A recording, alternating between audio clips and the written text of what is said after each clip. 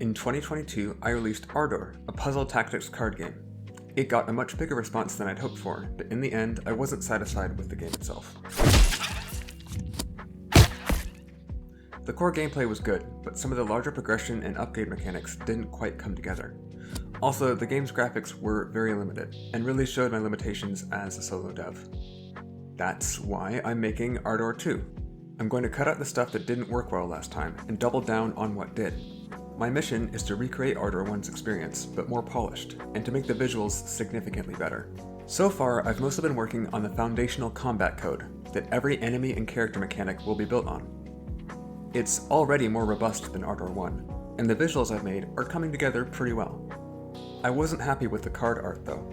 The cards in Ardor 1 were the one visual I was happy with, but I didn't want to just exactly replicate them. I tried various new directions, but wasn't satisfied with any of them.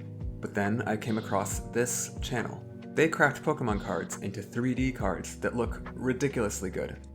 As soon as I saw these, I was smitten. Of course, this look relies on the Pokemon cards already having their art, and I'd already rejected the idea of painting all my card art from scratch. My art skills simply aren't up to the task, and it would add a lot of extra development time as well. However, seeing these gave me an idea.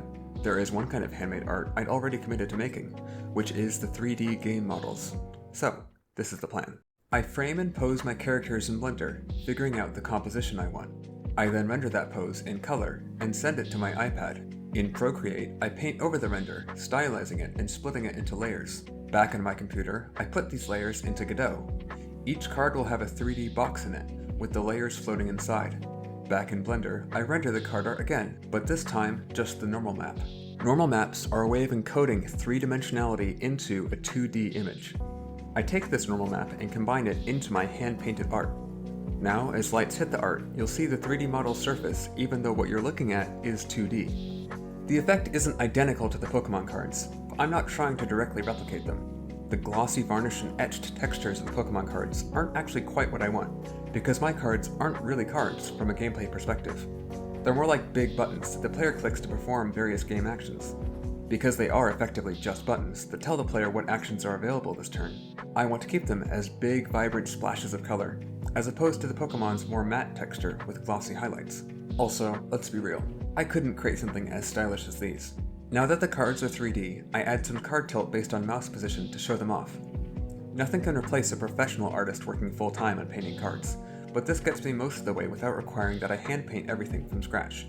I also juice the lighting, changing it based on whether the card is being hovered. Normally, a white light illuminates the art head-on, but when you hover the card, it fades out, replaced by 2 spotlights, one white, one red. These slowly rotate, showing off the normal map's definition. I'm happy with the effect, and bringing my iPad into my workflow means I can make progress on the game even during downtime at work. I'd like to continue devlogs as the game progresses, although time I spend on these is time I lose not developing the actual game. Even if they're rare, I intend on making more of these.